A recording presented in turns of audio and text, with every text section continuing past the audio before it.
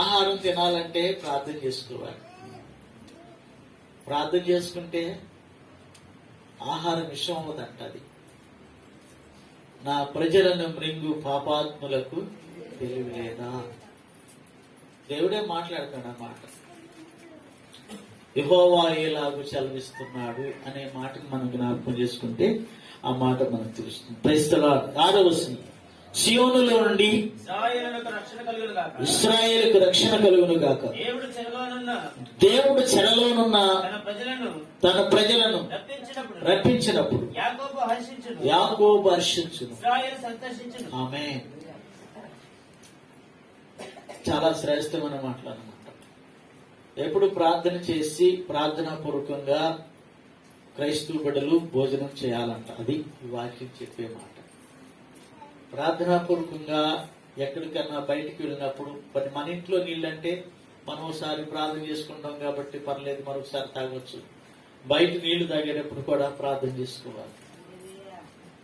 బయట భోజనం చేసేటప్పుడు తప్పనిసరిగా ప్రార్థన చేసుకోవాలి. మన ఇంట్లో అంటే మనం ఎప్పుడు ప్రార్థన చేసుకుంటాం, ఒక్కోసారి మర్చిపోవచ్చు.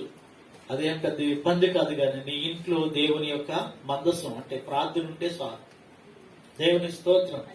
నీ ఇంట్లో ప్రార్థన ఉంటే చాలు. కానీ దేవుడు అంట ఎక్కడి నుండి చూస్తున్నాడు? సియోనులో నుండి ఇశ్రాయేలుకు రక్షణ కలుగును గాక. అంటే దేవుని సన్నిధిలో నుండి మనకి రక్షణ కలుగుతుంది అని స్పష్టంగా తెలియజేస్తున్నాడు. దేవుడు చెరలోనున్న తన ప్రజలను రక్షణ ఏం చేస్తాడంట?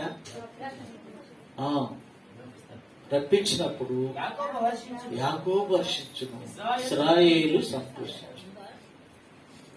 ఏ చెర చెప్పండి? జైల. చెర అంటే జైల. చెర అంటే కట్టేసి ఉండవని చెర. ఏమి లేదు. లోకంలో చెరలో ఉన్న ప్రజలు రక్షించబడాలి అంటే ప్రస్తుత ప్రార్థనా పూర్వకంగా మనం విడిపించమని ప్రార్థన చేయాలి. హల్లెలూయా. బయట ఉన్న వాళ్ళకి లోన్ ఉన్న వాళ్ళకి తేడా ఏంటి చెప్పండి? బయట ఉన్న వాళ్ళకి లోన్ ఉన్న వాళ్ళకి తేడా ఏంటి? వెలుపులు ఉన్న వాళ్ళకి లోపల ఉన్న వాళ్ళకి తేడా ఏంటి? ఓకే, ఇంకా చెప్పండి. ఎండ తగులుద్ది. ఎండ తర్వాత ఎండ తగులుద్ది. బయట ఉన్న వాళ్ళకి ఎండ తగులుద్ది. ఇంకేం తగులుద్ది? వానొస్తే తడుస్తారు. ఇంకా మనసు కురిస్తే చెప్పండి. ఇవన్నీ చెప్పే దేవుని స్తోత్రం. చాలా శ్రేష్టమైన మాటలు అన్నమాట. ఎందుకనంట బయట ఉన్నది చెర, దేవుని సన్నిధిలో ఉన్నది ఆశీర్వాదం. అది గుర్తుపెట్టుకోవాలి. అందుకని ఈ మాట చెప్తున్నాడు. సియోనులో నుండి ఇశ్రాయేలుకు రక్షణ కలుగును గాక అని అంటే దేవుని సన్నిధిలోనున్న వారికి రక్షణ కలుగుతుంది. దేని నుండి? దేని నుండి రక్షణ? రక్షణ అంటే బాప్తిసం అనుకోబాగుంది. Praise the lord. దేని నుండి రక్షణ? ఎండ నుండి, వర్షం నుండి, మంచు నుండి, ఇంకా చెప్పండి. చాలా చాలా చాలా ఉన్నాయి. దేవుని స్తోత్రం. బయట చలివిడిగా తిరుగుతూ ఇప్పుడు ఏముంది? కాదు, అసలు ఏముంది? వాయువు. ఏ వాయువు అంట? ప్రాణహాని కలిగించే వాయువు ఉందంట. Praise the lord. అందుకని దేవుని సియోనులో ఉండి నీకు రక్షణ కలుగునుగా. Praise the Lord. యాకోబు ఏమవుతాడు మనకి? ఇక్కడ చెప్తున్నాడు చాలా. ఇశ్రాయేలుకు రక్షణ కలుగునుగా. ఇశ్రాయేల్ అనగానే మనవాడు గుర్తు చేసుకోవాలి. ఇశ్రాయేల్ అనగానే ఎవరంట? విశ్వాసులు. Praise the lord. ఇప్పుడు మనం మలుసుకుంటామే విశ్వాసులు. విశ్వాసులకు సియోనులో నుండి దేవుని సన్నిధిలో నుండి దేవుడు విశ్వాసులను కాపాడునుగాక. Praise the lord. అందుకని మనం ఎప్పుడు జ్ఞాపకం చేసుకోవాలి, దేవుడు మనల్ని రక్షిస్తాడు. ప్రతి విషయంలో రక్షిస్తాడు. రోగము నుండి, వ్యాధి నుండి, బలహీనత నుండి, శాపము నుండి, పాపము నుండి, ఇంకా చెప్పాలంటే చాలా చాలా ఘోరమైన పరిస్థితుల నుండి మనల్ని విడిపించి రక్షించగలిగిన దేవుడు. Praise the lord. అందుకని ఆ మాటని స్పష్టంగా మనకి తెలియజేస్తున్నాడు. ఒక మాట నేను తెలియజేస్తాను, జ్ఞాపకం. ఏప్రిల్కి రాసిన పత్రిక 13వ అధ్యాయం 1వ వచనం చూడండి. 13వ అధ్యాయం 1వ వచనం. ఏప్రిల్కి రాసిన పత్రిక. సహోదర ప్రేమ విరివిరంగా ఉండనీయుడి, ఆతిథ్యము చేయ మరొకడి, దాని వలన కొందరు ఎరుగకి దేవదూతలకు ఆతిథ్యము చేసిరి. ఈ మాటను మనం జ్ఞాపకం చేసుకోవాలి. ఏంటంటే సహోదర ప్రేమ నిలవరముగా ఉండనీయుడి. ఈ ప్రేమను ఎవరు ఒకరికొకరు, ఈరోజు మనము ఆదివారం మనం ప్రేయర్కి వెళ్ళాలి, త్వరగా కానివ్వండి వెళ్ళాలి, అది సహోదర ప్రేమ. ఈరోజు మన పండగ, ఈరోజు మనకు కుటుంబ ప్రార్థన, ఈరోజు మనకి వాగ్దానాలు ఇచ్చే రోజు, ఈరోజు మనకి చర్చిలో పనులున్న రోజు, ఈరోజు మనకి అనేక విషయాల్లో మనము ముందుకు కొనసాగాలి. ఈరోజు మనము దేవునికి ఆర్భాటం, దేవుని స్తుతించాలి అని నువ్వెప్పుడైతే ఆ ప్రేమ, ఆ ఆదరణ కలిగి ఉంటావో దేవుడు ఎప్పుడు నిన్ను దీవిస్తాడు. హల్లెలూయా. సహోదర ప్రేమ కలిగి ఉండాలి. ఆ ప్రేమను ఎప్పుడు మర్చిపోకూడదు. మీకు ఒక విషయాన్ని తెలియజేస్తాను. 2వ రాజుల గ్రంథంలో ఒక మాట, చాలా శ్రేష్టమైన మాట ఉంది. 2వ రాజుల గ్రంథంలో ఏ మాట ఉందంటే 2వ రాజులు 5వ అధ్యాయంలో ఒక మాట ఉంది. ఎవరున్నారా 5వ అధ్యాయంలో? ఎవరు? ఎలీషా, గెహాజీ, ఇంకా నయమాన్. ఆ 3 మాటలు చాలు మనకి. దేవుని స్తోత్రం. ఎలీషా, గెహాజీ, నయమాన్. ఇప్పుడు గెహాజీ ఎక్కడికి వచ్చాడు? నయమాన్ ఎక్కడికి వచ్చాడు? దైవజనుడైన ఎలీషా దగ్గరికి వచ్చాడు. ఎలీషా ఏమన్నాడంటే, నీ వెళ్ళి స్నానం చేయ్యా, తగ్గిపోతుందని చెప్పాడు. ఇదేంటి, మా ఊర్లో నదులు లేవా? మా ఊర్లో గొప్ప గొప్ప నదులు ఉన్నాయి, ఈ మురికి నదులు స్నానం చేయమంటావా అనేది కొంచెం తనకున్న బలాన్ని బట్టి, తనకున్న అధికారాన్ని బట్టి, తనకున్న యుద్ధ వీరుని బట్టి అతడు నిశ్చయించాడు. గాని రథంతోలే రథచక్రవర్తి అన్నాడంట, ఏమండి నిన్ను ఆ పని చేయి, ఈ పని చేయి అనలేదు కదా, స్నానం చేయమన్నాడు కదా, స్నానం చేస్తే బాగుంటుంది కదా అనేసి వెళ్ళి స్నానం చేసాడంట. ఏమైంది? అందరూ చెప్పాలి. స్వస్థ వచ్చింది. ప్రేస్తలా. ఏ రోగం? దేవుని సన్నిధిలో స్నానముకి ఎంత ప్రాధాన్యత ఉందో. అందరూ స్నానం చేసి దేవుని సన్నిధికి వస్తున్నారా, లేకపోతే స్నానం చేయకుండా వస్తున్నారా? ఇది కూడా ప్రాముఖ్యమే. ప్రేస్తలా. ఆదివారం ఆరాధన అంటే చక్కగా స్నానం చేసి బట్టలు కట్టుకుని దేవుని స్తుతించి ఆరాధించి మహింపరచడానికి ఇదొక్కటే ప్రాధాన్యత. Praise the lord. నువ్వు పరిశుద్ధత అనే మాటకు నువ్వు రుజువు. దేవుని స్తోత్రం చెప్పండి. పరిశుద్ధ అనే మాటకి ఎవరు రుజువు? మనమే రుజువు. Praise the lord. కాబట్టి ఈ విషయాన్ని మనం జ్ఞాపకం చేసుకోవాలి. స్నానం చేశాడంట, తగ్గిపోయిందంట, వచ్చేసాడు. ఏమేం తెచ్చాడు? ఆమె హల్లెలూయా. ఎవరో చెప్తున్నారు, గట్టిగా చెప్పండి. ఏమేమి తెచ్చాడు? ఎండి, బంగారు, ఏంటంట, వస్త్రములు అన్ని తెచ్చాడంట. ఎక్కువ తెచ్చాడంట. కొన్ని వేల రూపాయలు, కోట్ల రూపాయలు తెచ్చాడంట. ఎవరికి ఇద్దామని? నన్ను బాగు చేస్తే, ఎవరు బాగు చేస్తే వాడికి ఇద్దామని తెచ్చాడంట. కానీ దేవుడు అన్నాడంట ఎలీషాతో, నాయనా అతను ఏమి తీసుకోబాకు, అతను పంపించేయమని చెప్పాడు. ఎలీషా చెప్పేటప్పుడు కనపడలేదు. ఏం చెప్పేటప్పుడు? నీళ్లలో మునిగిరా అని చెప్పేటప్పుడు కనపడలేదు. గెహాజీ కనపడ్డాడు. గెహాజీ చెప్పాడు. ఏమని చెప్పాడంటే, నీళ్లలో మునిగిరండి, మీకు తగ్గిపోద్దని చెప్పారు మా దైవజనుడు. చెప్తే వెళ్ళాడు. క్రైస్తలా. మళ్ళా వచ్చిన తర్వాత నీదేమీ మాకు అవసరం లేదని ఎవరితో చెప్పించాడు? దేవుని స్తోత్రం చెప్పండి. ఎక్కడున్నాడు అసలు ఎలీషా? 7 తెరలు లోపల ఉన్నాడంట. 7 తెరలు ఉన్నాయి. అంటే నేనండి 7 తెరలు ఉన్నాయి. 7 తెరల లోపల నుంచి ఎవరైనా మాట్లాడతారు? ఎవరైనా చూస్తారు? ఎవరినైనా? అయ్యా నయమాన్ వచ్చాడయ్యా, వస్తే రాని ఒకే మాట చెప్పు, యోర్దాను నదిలో 7 సార్లు మునగమని చెప్పు, నేను చెప్పానని చెప్పు. Praise the lord. ఇంకంతే. ఏమాత్రం ఇంకా రెండో మాట చెప్పలేదు. వెళ్ళాడు, మునిగాడు, స్వస్థపడ్డాడు. ఏ రీతిగా మునిగాడు, స్వస్థపడ్డాడు. దేవుని స్తోత్రం.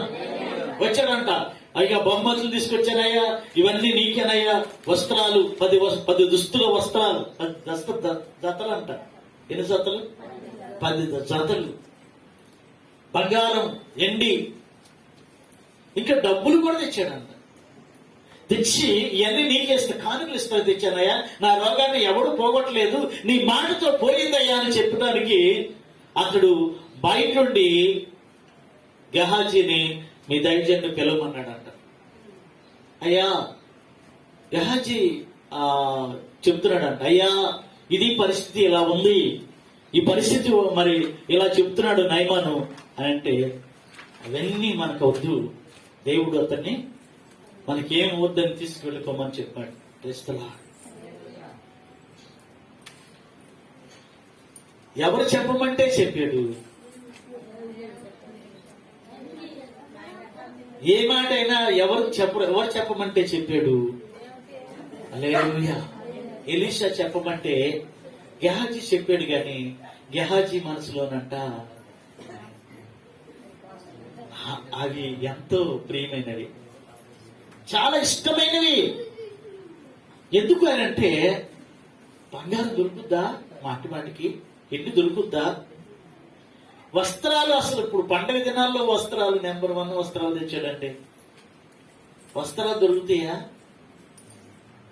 అని ఆలోచిస్తే ఆ గెహాజీకి హృదయం అంతా వేదనతో నిండిపోయిందంట. ఎలాగైనా ఏ రీతిగా అయినా, చెప్పింది నేనే కదా అతనికి స్నానం చేయమని, కనపడలేదు కదా ఎలీషా గారు. ఇప్పుడు చెప్పింది నేనే కదా, కనపడలేదు ఎలీషా గారు. హృదయం అంట ఏం చేస్తుంది? స్టక్ చేస్తుంది. Praise the lord. వెంటనే రథం వేసుకుని వెళ్ళిపోతున్నాడంట. మనోడిక కూర్చుని అటు ఇటు చూశాడంట. దైవజనుడు లాన ప్రార్థన చేసుకుంటున్నాడు. ఇక ఆయన గొడవలు ఆయన ఉన్నాళ్లే, ఇక పరిగెట్టడం ప్రారంభించాడంట. ఏం చేయడం? పరిగెట్టడం ప్రారంభించి అడ్డదోన పరిగెత్తి చెయ్యెత్తాడంట. ఆ రథసారథి చూస్తూ ఉన్నాడంట. ఎవరో చేస్తున్నారండి అంటే ఆపమన్నాడంట. నయమాను ఆపిన తర్వాత గొప్ప పరిగెత్తి, అయ్యా మా దైవజనుడి దగ్గరికి 2 వ్యక్తులు వచ్చారు. ఎంతమంది? అసలు మోసకరమైన మాటలు, నాలుక మీద. మీరు 5వ అధ్యాయం ఎప్పుడైనా చదువుతున్నారా? కీర్తన గ్రంథం కంపల్సరీ చదవండి, రోజు చదవండి. ఆ మాటలు చాలా శ్రేష్టమైన మాటలు. 5వ అధ్యాయం చూడండి. 5వ అధ్యాయం కీర్తన.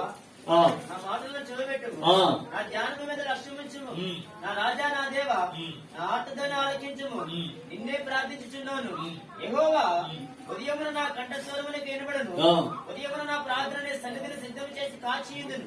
చూడండి, చాలా శ్రేష్టమైన మాట. ఇప్పుడు మనము పొద్దున్నే లేచి ప్రార్థన చేసేది ఈ నాలుగుతోనే, కానీ అక్కడ అంటాడు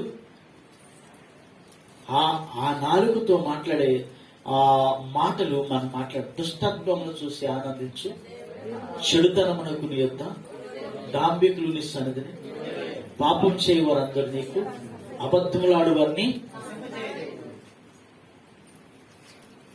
ఏమవుతారు అబద్ధం ఆడితే? భయపడాలండి.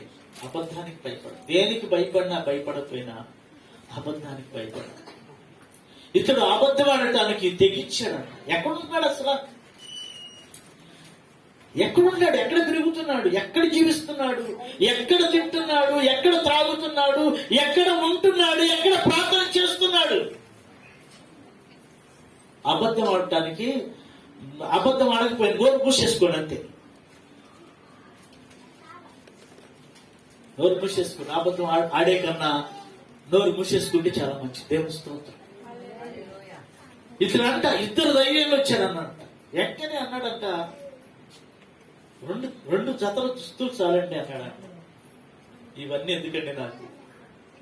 నువ్వేగా అసలు చెప్పింది 7 సార్లు మన ఆ దైవజనుడు ఎలా ఉంటాడో నేను చూడలేదు అసలు. నువ్వేగా చెప్పింది తీసుకెళ్ళమన్నాయి. ఇవన్నీ నువ్వు తీసుకెళ్ళు, నా రథసారం తెచ్చి పంపిస్తాను ఇంటికి, ఇవన్నీ తీసుకెళ్ళి ఇంట్లో పడేసుకోవయ్యా. ఎంత సొంతం అయిపోయింది అనుకున్నాడు. ఆర్భటించాడంట, రథం ఎక్కేశాడంట. ఇక మనోడు ఏమెక్కాడు? రథం ఎక్కేశాడంట. నైమల్ అక్కడే దిగిపోయాడంట. దేవుని స్తోత్రం చెప్పండి. హల్లెలూయా. నైమల్ అక్కడే దిగిపోయాడు, ఈ రథం ఎక్కేశాడంట. ఇక రథసారథి దోరుకొచ్చి ఇంటికాడ పక్కన పడేసేసి వచ్చి కాపుగా కూర్చుని స్తోత్రం యేసయ్యా స్తుతులు అంటున్నాడు. ఎంతమంది ఉన్నారు మనలో అబద్ధాలు ఆడేవాళ్ళు? ఎందుకంటే అబద్ధాలు ఆడే వాళ్ళకు చాలా ప్రమాదకరమైన జీవితం ఉంది. ముందు కనపడదు, వెనకాల కనపడదు, ముందు కనపడుతుంది. ప్రశ్న ఏమైందో తెలుసా? ప్రార్థన చేసుకుంటే గహజీ అన్నాడు. అయ్యా ఎక్కడున్నావు నువ్వు అన్నాడంట. ఇక్కడే ఉన్నాను అయ్యా అన్నాడంట. ఇక్కడే ఉన్నావా? ఆ మాట చదవండి. హల్లెలూయా. దేవుని స్తోత్రం చెప్పండి. సహోదర ప్రేమ అబద్ధాలు ఆడదండి.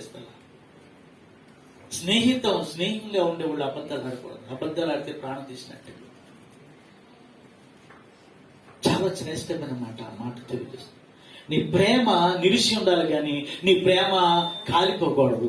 నీ ప్రేమ ప్రమాదంగా మారకూడదు. నీ ప్రేమ అడ్డగోలుగా మాట్లాడకూడదు. దేవుని స్తోత్రం.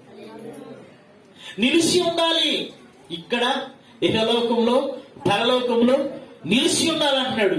ఏం చేస్తాంట చూడండి. ఆ మాట మనం జ్ఞాపకం చేసుకుంటే, దాని వల్ల కొందరు ఎరుగకే దేవదూతలకు ఆతిథ్యము చేసరి. ఆ ప్రేమ వల్లంట అబ్రాహాం దగ్గరికి ఎవరు వచ్చారు అసలు? ఎవరో 3 మనుషులు వచ్చారంట. ఆ 3 మనుషులు ఎలా ఉన్నారు తెలుసా? బాటసారులుగా ఉన్నారు. నిఘంటువులో ఉన్నది బాటసారులు అని ఉంటుంది. తెలుసుకున్నా? ఎవరంట వాళ్ళు? బాటసారులు అనుకుని ఆతిథ్యం ఇవ్వాలనుకున్నాడంట. ప్రస్తుతం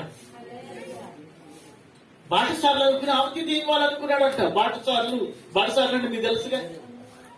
కొంతమంది వెళ్తా అమ్మా కొంచెం ఆకలి వేస్తుంది అన్నం పెడతారా అని అలాగే వేషాలు వేసుకోరు. బాటసారులు అంటే వేషాలు వేసుకుని మామూలుగానే ఉంటారు. అమ్మ నాకు కొంచెం ఆకలి వేస్తుంది అన్నం పెట్ట కొంచెం మంచిగా ఇస్తారండి అంటారు. మంచిగానే ఉంటారు వాళ్ళు. బాటసారులు కొన్ని విషయాలు తిరుగుతూ ఉంటారు లోకం మీద. బాటసారులు వాళ్ళు వాళ్ళ విధానం కూడా వేరుగా ఉంటుంది. బాటసారులు వెళుతూ ఉన్నారంట. క్యాకేసి అయ్యా కొంచెం ఆతిథ్యం ఇస్తానయ్యా. సరే ఆతిథ్యం ఇస్తానన్నావుగా, ఓకే అని అనుకున్నాను. గొప్ప ఎవరి దగ్గరికి వెళ్ళాడు? చారా దగ్గరికి వెళ్ళి ఏమన్నాడంట? త్వరగా పిండి సిద్ధం చేయి, నేను గొర్రెలోకి వెళ్ళి పొట్టేళ్ళు తీసుకొస్తా, లేకపోతే దూడలోకి వెళ్ళి మంచి దూడ తీసుకొస్తా, నేను చేపిస్తా, పని వాళ్ళతో చెప్తాను, చక్కగా మంచిగా మాంసం చక్కగా చేయమని చెప్తాను, తీసుకొస్తాను, త్వరగా చేయమన్నట్టు అప్పములు చేస్తున్నాను, సిద్ధపరిచిద్దాను. బాటసారులు కాదు, క్రైస్తలా దేవుని దూతలు. ఎవరంట? దేవుని దూతలు. 3 దేవుని దూతలు ప్రత్యక్షమయ్యారంట. అప్పుడు అయ్యలారా మీరు భోజనం చేసి వెళ్ళాల్సింది. అప్పుడు కడుక్కుంటే నీళ్ళు ఇచ్చాడంట. అప్పుడు భోజనం పెట్టాడంట. తిన్నాక ఏం చేశారు చెప్పండి? హల్లెలూయా. ఎరగక ఆతిథ్యం ఇచ్చినా ఆశీర్వించబడతావు. దేవుని స్తోత్రం. ఇతడంట ప్రేమను ఏం చేస్తున్నాడు తెలుసా? నిర్లక్ష్యం చేస్తున్నాడు. ఎలీషాకి గెహాజీ అంటే ఎంత ప్రేమో, ఏలియాకి చెప్పండి అమ్మా ఎట్లేదు. ఏలియాకి ఎలీషా అంటే ఎంత ప్రేమో. క్రీస్తులా ఏలియా దగ్గర 70 మంది శిష్యులు ఉన్నారంట. ఎంతమంది? 70 మంది శిష్యుల్లో ఎవరంటే ఇష్టం? ఎలీషా అంటే ఇష్టం. ఎలీషా ఎప్పుడు భోజనం చేసినా, భోజనం చేయగానే ఏం చేసేవాడంట? ఎలీషా భోజనం చేసిన దైవజనుడి మీద చేతుల మీద నీళ్లు పోస్తూ ఉండేవాడంట. ఏలియా చేతుల మీద. అసలు అదేంటి, నువ్వు తినకుండా నా చేతులకు నీళ్లు పోస్తావంటే, నీ చేతులు కడిగిన తర్వాతే నేను తింటాననేవాడంట. ఎప్పుడు దాకా ఇలా చేస్తావు? నీవు నా దగ్గర చెలిపేదని నేను ఇలా చేస్తాను అన్నాడు. ఏలియాకి ఏముందంటే, ఏలియాకి ఒక మనసు ఉంది. ఏంటి ఆ మనసు అంటే, నేను ఇతనికి ఏం చేయగలను? ఇప్పుడు చెప్పండి, దేవుని స్తోత్రం. మంచి చేసిన వాడికి చెప్పండి, హల్లెలూయా. మంచి చేసిన వాడికి మంచి చేయాలనే ఆలోచన ఉంటుంది. అతడంట తన ఇష్టానుసారంగా అతడు చేసే పని ఏలియా హృదయం తాకిందంట. ప్రశ్నలా అందుకే ఇతనికి ఏం చేయగలను, ఏం చేయాలని, అయ్యా నేను రేపు రథాల మీద వెళ్ళిపోతాను, రేపు నేను పరలోకానికి వెళ్ళిపోతాను, అగ్ని గుర్రాలు వస్తే గుర్రాల మీద వెళ్ళిపోతాను, నీకేం కావాలో కోరుకో అన్నాడంట. అంటే హఠాత్తుగా గెహాజీ లాగా, లేకపోతే మా శారం లాగా, నేను పట్టుకున్న ఇల్లంతా బంగారం అయిపోవాలి. ప్రశ్న కోరుకునే కోరిక అసలు ఏమన్నా కోరుకుందాం అనుకుంటే కదా, ఏమన్నా కోరుకుందామంటే కూర్చోవాలి, ఏమన్నా కోరుకుందామంటే ఆలోచిస్తూ కూడా లేదంట. ఎవరు? ఎలీషా ఆలోచించలేదంట. కోరికకి ఆలోచన. మనమే ఇప్పుడు మనల్ని దేవదూత ఇక్కడ ప్రత్యక్షమై మీకేం కోరికలు ఉంటాయో కోరుకోమంటే, అసలు మనం కోరుకునే కోరికలకు అసలు ఏం కోరుకోవాలో రాజు గారు నేనేం కోరుకోమంట మళ్ళీ అడుగుతాను. కోరుకో దేవుని స్తోత్రం. మళ్ళీ నన్ను అడుగుతా దేవుని స్తోత్రం. ఏలియా కంట వెంటనే జవాబు చెప్పాడు. ఏమని చెప్పాడు తెలుసా? నువ్వు 7 అద్భుతాలు చేసావు, నేను రెట్టింపు అద్భుతాలు చేయాలనుకుంటున్నాను. నాకు నీలో నుంచి 2 పాళ్ళు రావాలి. నువ్వు చేసిన దాంట్లో నేను డబుల్ దేవుని ఆశీర్వాదాన్ని పొందుకోవాలి. నాకు ఏముందయ్యా, నాకు అది కావాలయ్యా అన్నాడంట. దేవుని స్తోత్రం. ఇది అసాధ్యం అన్నాడు. ఏమన్నాడు? ఇది సాధ్యం అనలా, ఇది అసాధ్యం. ఇది నా వలన జరిగేది కాదు, దేవుని వలన జరిగేది. ఇది నా వలన జరిగేది కాదు. నా వల్ల నీకేమైనా కావాలా అంటే నాకు ఇంకేమీ వద్దన్నాడు. దేవునికి స్తోత్రం. అందుకని ఏలియా వెళ్ళిపోతూ యోర్దాను నది పాయలు చేశాడు. దేని పెట్టి? దుప్పటి గొంగళ పెట్టి యోర్దాను నది పాయలు అయిపోయింది. దాటి వెళ్ళిపోయాడు. 70 మంది శిష్యులు చూస్తున్నారంట. ఏంట్రా ఎలీషా కూడా వెళ్తున్నాడు, ఇటు వచ్చేటప్పుడు ఎంత వస్తాడు చూద్దాం. వచ్చేటప్పుడు యోర్దాను నది వెళ్ళిపోయింది, దాటేశారు, యోర్దాను నది కలుసుకున్నారు. ఇప్పుడు వచ్చినప్పుడు ఎట్ట వస్తాడు వీడు? ఏలియా అయితే ఇప్పుడు ఈయన ఎట్లా వస్తాడు అని చూసి అందరూ చూస్తూ ఉండగా ఇంకా ఎడారిలోకి వెళ్ళిపోయారంట.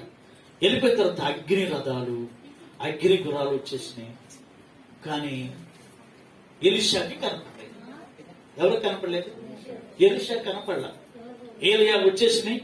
ఏలియా అగ్ని రథాల మీద, అగ్ని గుర్రాలు అగ్ని రథాల మీద ఎక్కుతున్నాడు. వెంటనేనంట ఎలీషా ఎక్కునప్పుడు ఎలీషా కనబడిందంట. ఎవరు వైపు చూస్తున్నాడు అసలు? ఇప్పుడు చెప్పాలి, ఎవరి వైపు చూస్తున్నారు మీరు? దేవునికి స్తోత్రం. ఎవరి వైపు చూస్తున్నారు? ఆయనైతే దేవుని వైపు చూస్తున్నాడు, ఈయనైతే ఈయన వైపు చూస్తున్నాడు. దేవుని స్తోత్రం. ఈయన వైపు చూస్తున్నాడు కాబట్టి ఈయనకి ఎవరు కనపడతాడంటే ఏలియా ఒక్కనే కనపడుతున్నాడు. ఈ రథాలు లేవు, గుర్రాలు లేవు, ఏమీ కనపడట్లేదు. ఈయన ఎక్కుతున్నప్పుడు కనపడ్డాడంట. దేవుని స్తోత్రం. అయ్యా నువ్వు అగ్ని రథాలు అగ్ని గుర్రాలు ఎక్కుతున్నావు అని అనగానే వెంటనేనంట ఏలియాకి ఎక్కడేమి సంతోషం. నేను నీ గనక నీకు కనబడితే నీకు 2 పాళ్ళ ఆశీర్వాదం వస్తుంది అన్నాడు. అంతే. నేను ఎక్కేటప్పటికి నేను నీకు కనబడితే 2 పాళ్ళ ఆశీర్వాదం వస్తుందయ్యా అన్నాడు అంట. అందుకనే వెంటనే ఇదిగో నా దుప్పటి తీసి నా గొంగళి నీకు ఇసురుతున్నాను అన్నాడంట. దేవుని స్తోత్రం. ఎప్పుడైతే ఇసరగానే మీద పడిందో 2 అంతల ఆశీర్వాదం వచ్చేసింది. దేవుని స్తోత్రం చెప్పండి. హల్లెలూయా. అందుకని ఇప్పుడు గెహాజీని కూడా అలా ప్రేమించాడంట. గెహాజీని ఎలా ప్రేమించాడండి? గెహాజీని కూడా హృదయపూర్వకంగా ప్రేమించాడంట. ఎందుకో తెలుసా? గెహాజీ ఏది ఆశించడు. నేను ఏలియా దగ్గర ఎలా పెరిగానో నా దగ్గర గెహాజీ అలా పెరగాలి. అందుకని గెహాజీని అన్నాడంట, ఆ సునేమిరాలు, ఆ యొక్క ఆ ధనవంతురాలు, ఆ ఇంట్లో ఏముందో చూడయ్యా అన్నాడంట. చూశాడంట. ఇంత ఆతిథ్యం ఇస్తుంది, మనకి మేడగది ఇచ్చింది, మనం ప్రార్థన చేసుకుంటానికి ఇంత ఆతిథ్యం ఇచ్చింది, కాబట్టి ఈమెను మనం ఏం చేయాలి? ఇంకి గనురాలు, ఆ పేరేంటి? గనురాలు. ఈయనకేం చేయాలి అని అనుకుని ఎలీషా అనుకునంట చూసి రమ్మన్నాడంట. గెహాజీ చూస్తే ఆ ఇంట్లో ఎవరు లేరు, పిల్లలు లేరు. ప్రస్తుతం ఆమె అప్పుడే ఎలీషాకి గెహాజీకి ఆహారం పట్టుకొచ్చి ఆ టేబుల్ మీద పెట్టి వెళ్ళిపోతుందంట. అమ్మా, మీదటి ఈ సంవత్సరానికి నీకు ఖచ్చితంగా మగ పిల్లడు పుడతాడని చెప్పాడు. దేవుని స్తోత్రం. ఈ మాట నీకే, ఈ మాట నాకే, ప్రెస్ ఈ మాట మనకే. దేవుని స్తోత్రం. అనగానే దయచేసి నువ్వు అలా అనొద్దు అన్నట్టు తిరగబడేసింది. నువ్వు అలా అనొద్దు అన్నట్టు. ఏంటమ్మా అంటే, నా పురుషుడు ముసలివాడు, నేను కూడా ముసలి వయసు వచ్చేస్తుంది మాకు ఎందుకు నువ్వు అలా చెప్తావు? మేము ఆశపడాలా? నువ్వు చెప్పిన మాటకి మేము ఆశపడాలా? మాకు అవసరం లేదు, అలాంటి మాట చెప్పొద్దు అన్నట్టు. నేను ఇంత ఆతిథ్యం ఇస్తున్నాను కాబట్టి నువ్వు ఇలా చెప్తున్నావేమో. భక్తి ఏం చెప్పిందో తెలుసా? మన ఇంటికి వచ్చి పోతున్న దైవజనుడు ఎలాంటి వాడంట? వచ్చి పోతున్న దైవజనుడు ఎలాంటి వాడు? హల్లెలూయా. చాలా ప్రార్థనా పరుడండి, చాలా మంచి వ్యక్తి అండి అని చెప్పిందండి. క్రైస్తవ ఇప్పుడేం చెప్తుంది తెలుసా ఎలీషాకి? మేము అలా మేము నీకు ఆతిథ్యం ఇస్తున్నాం అలా చెప్పొద్దు అన్నది. సరేనమ్మా, నేను అనేశాను, ఆ కార్యం జరిగేసుకుంది, ఇంక నేను చెప్పేది ఏం లేదని ఎలీషా ఊరుకున్నాడు. క్రైస్తవ అబ్బాయి పుట్టేశాడు. ఇప్పుడు ఏం చేయాలి? చాలా సంతోషంగా ఆడుకుంటుందంటే, ఎత్తుకున్న ముద్దులు ఎట్టుకుంటుందంట. సంవత్సరం వచ్చేసిందంట. చిన్నబిడ్డ కడుపులు నొప్పి, చిన్నబిడ్డ నొప్పి ఏదో వస్తాయి, కడుపులు నొప్పి. తెలుసా నీకు చిన్నబిడ్డ నొప్పులు? నాకు వచ్చింది కాబట్టి నాకు తెలుసు. మా అమ్మ ఇది బొక్కిన కాడ అంటే తెలుసా నీకు? నొప్పులు కూడా బొక్కిన కాడ నేల పాలుతాం. బొక్కిన కాడ అంత కాడ పోసుకొచ్చి నా పొట్ట కింద పెట్టి నా ఈటి మీద కూడా పెట్టి అట్లా పడుకొని తగ్గిపోద్ది అంటే అట్లా పడుకుని తగ్గిపోయింది. అప్పుడు ఏంటో నాకు తెలుస్తాను. బొక్కిన కాడ అంటే మా ఈ పక్కన ఉందనుకుంటా, అప్పుడప్పుడు మేము పీకేసి చాలా ఉంటుంది. ప్రైస్తలా హల్లెలూయా. చిన్నబిడ్డ వచ్చేసిందంట. వచ్చి రాగానే చేసింది. ఆ పిల్లడు ఏం చేయాలి తెలవదు, ఏడుస్తున్నాడు. ఏం చేయాలో తెలవలా, చచ్చిపోయాడు. ఏముంది? దైవజనుడా నువ్వు ఆ మాటలు చెప్పొద్దు. చచ్చిపోయాడు. చచ్చిపోయినోడిని ఇంట్లో పెట్టి వెళ్ళొచ్చు. దేవుని స్తోత్రం. తీసుకెళ్ళంట ఏ మేడ మీద, ఏ గది మీద, ఏ గదిలో మంచం వేసిందో, ఏ గదిలో పడుకోబెట్టిందో ఆ గదిలో అంటే ఆ మంచమే పడుకోబెట్టేసేసి నడుము కట్టుకుని గాడిద మీద ఎక్కి ఎలీషా ఉన్న చోటకి వెళ్ళిందంట. ఇప్పుడు కూడా గెహాజీ ఉన్నాడంట. ఇప్పుడు కూడా ఉన్నాడు గెహాజీ. నాయన గెహాజీ అన్నాడంట. ఏంటి తండ్రి అన్నాడంట. వెళ్ళి దండెత్తుకెళ్ళి ఆ పిల్లడి మీద దండేసి ప్రార్థన చేసినా అన్నాడంట. ఏమీ పని జరగలేదు. లేదయ్యా ఏం జరగలేదు అన్నాడంట. అవునా అని అన్నాడంట. దేవుడి స్తోత్రం. ఇప్పుడు వెళ్ళాడు. వెంటనే గాడిదని పిలిపించి గాడిద మీద వెళ్ళాడు ఎలీషా. వెళ్ళి ఏం చేశాడు తెలుసా? నా ప్రాణం ఈ బిడ్డలోకి వెళ్ళాలి, ఈ బిడ్డ బ్రతకాలి, నేను చనిపోవాలి. అర్థమైందా? దేవా, నేను ప్రమాణపూర్వకంగా ఆ బిడ్డకి ఇచ్చాను మాట, ఆ మాట ప్రకారం నువ్వు ఇచ్చావు. ఈ బిడ్డ చనిపోతాకి వీల్లేదని చెప్పేసి ఏం చేశాడు తెలుసా? అంత పెద్ద మనిషి అంత చిన్న పిల్లోడు లాగా మారిపోయి ఆ పిల్లోడు మీదంట గుండెల మీద పుడుకున్నాడంట. క్రైస్తవ, అది మీకు క్లియర్ గా కనపడదు బైబిల్లో. చేతుల మీద చేతులు, కాళ్ళ మీద కాళ్ళు. మీరు పెట్టగలరా మీరు చిన్నపిల్లడి మీద? చేతుల మీద చేతులు, కాళ్ళ మీద కాళ్ళు. అసలు ఇంకా ఆ ముక్కు మీద ముక్కు, నోటి మీద నోరు పెట్టి, ప్రభువా నా ప్రాణాన్ని తీసుకుని ఈ పిల్లోడి మీద నా ప్రాణం ఈ పిల్లోడికి వెళ్ళిపోను గాక అని ప్రార్థన చేస్తుంటే 7 మార్లు ప్రార్థన చేయగానే 9 ప్రారంభించింది. దేవుని స్తోత్రం. పరీక్ష ఏంటంటే, నువ్వు అలా అనొద్దు ప్రభువా. ఇప్పుడు ఏమైందో తెలుసా?